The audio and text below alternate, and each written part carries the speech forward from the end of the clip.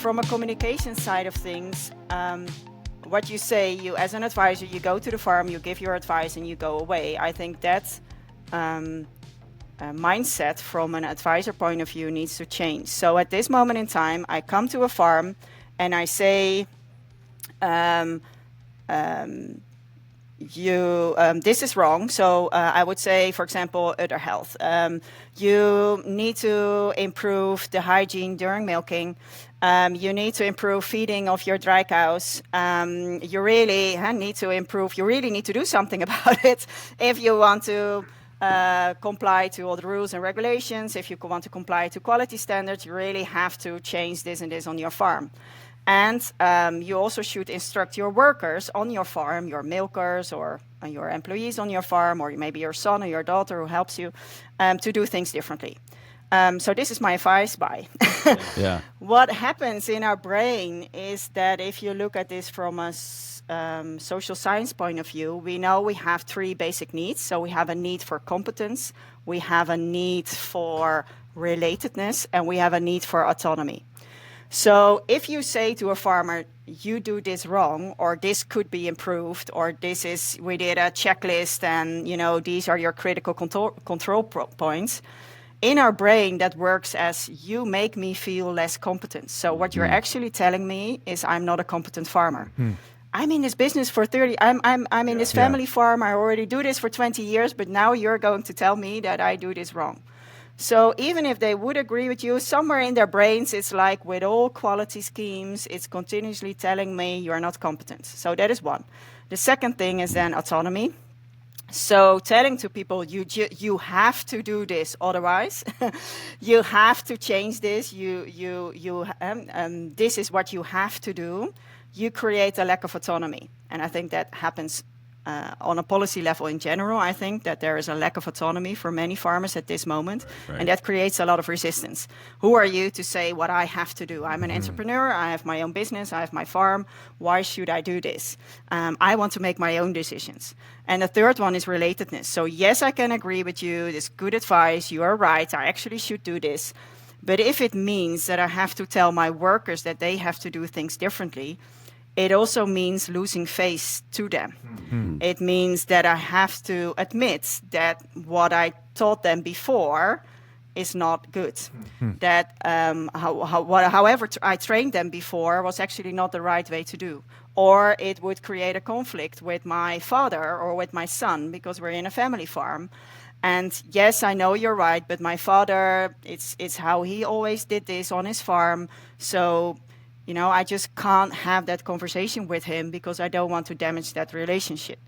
So if you as an advisor come to a farm and think like, I can just point out what is wrong, I can tell them what they have to do and how they have to do that with the people around them, that is a good advice. Yes, technically it is a good advice, but that doesn't, probably a lot of people will say, yeah, thank you for your advice, and then do nothing. So you have to change that around.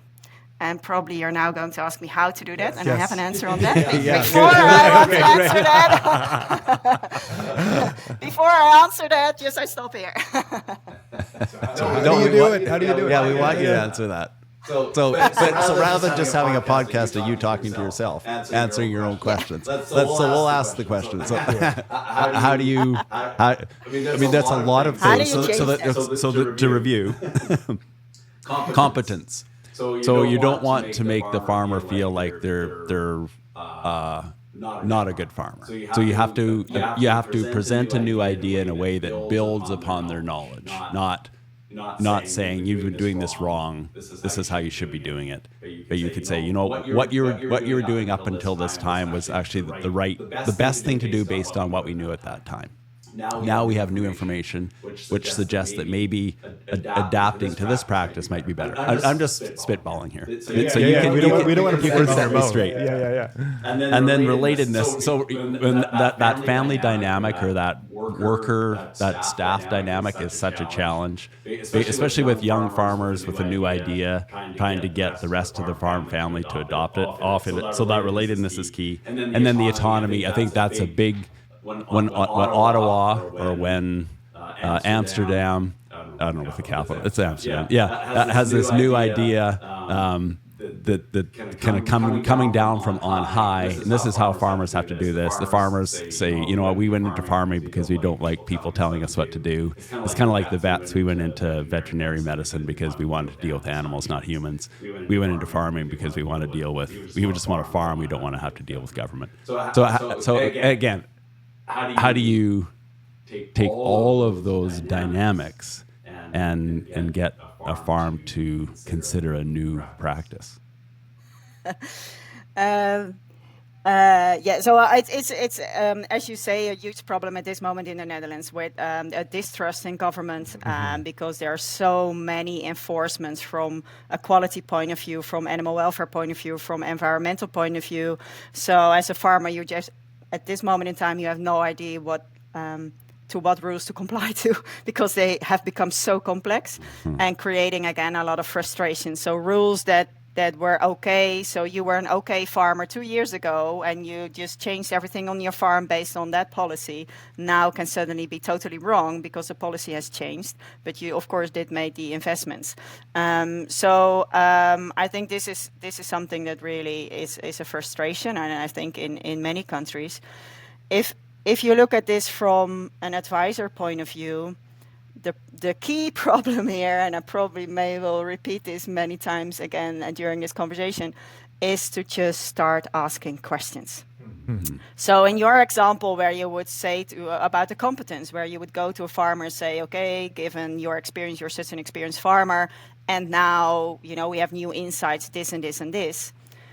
Again, you are starting to bring the information. But what happens if you would just start by asking, what do you already know about this topic?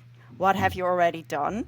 What do you already know about the importance of biosecurity on your farm? Or what do you already know about prudent use of pesticides on your farm?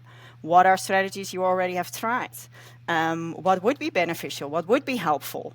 What do you know about the importance or the reasons for antimicrobial resistance? What do you know about the reasons for the policymakers to actually have this policy installed? So what do you think are the reasons behind that? And probably they already know a lot. So you can already make your conversation much shorter because you don't need to convince them that the policy is there. You don't need to convince them about that antimicrobial resistance or pesticide resistance is an important thing. They already know it. So we spend a lot of time in telling people and convincing people what they already know. As I gave the example before, telling you that alcohol is bad for your health. Yeah, I know. Yeah. So you can continue to share information and more evidence, but that doesn't work. So questions do help. So if I ask you, what do you know about the risks for alcohol use? You start thinking. And then you start thinking and saying, well, I know alcohol maybe is not that good, and I know, I've heard somewhere it does something to my brain. So when I ask something, when you ask something to a farmer, like what would be the reason behind this, or why would this be beneficial for you, you start to create some movement in the brain. And that is what you want, because then you already start considering things that may be beneficial for you.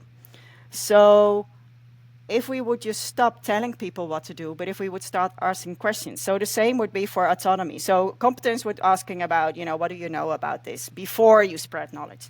Autonomy would be like, okay, well, thank you for all sharing all that knowledge. I also have some ideas and suggestions on how we could improve this on your farm. Would you like me to share that? So just asking that little question before you start your monologue, like I don't know, would be just asking the question, would you like me to give more information on that? Just the fact that at that moment in time, the other person can say, yes, please, already creates something in our brain and makes people listen. So if you just give your advice, which becomes unsolicited advice, yeah, you can say that, yeah. They already start thinking of many other things. But they don't listen to you. But if you say, would you like me to explain that, already creates a feeling of autonomy, a feeling of control of the situation, and also the ability to say no, which of course often out of politeness they will not say no. But it is a kind of a psychological trick also to give people the feeling, or at least the illusion of control. Another example, if I say to my kids, if you go out, you have to wear a jacket because it's cold outside. You really have to wear a jacket. Every morning we get into a fight. Oh, I don't want to wear a jacket. I don't want to wear a jacket. You know, so stressed morning. But if I would give them the illusion of control, if I would just say, okay, we're now going outside. Which jacket do you want to wear today? This jacket or that jacket? Then they still are like, jacket. And I say, yeah, but, you know, this jacket or that jacket? Oh, give me this one.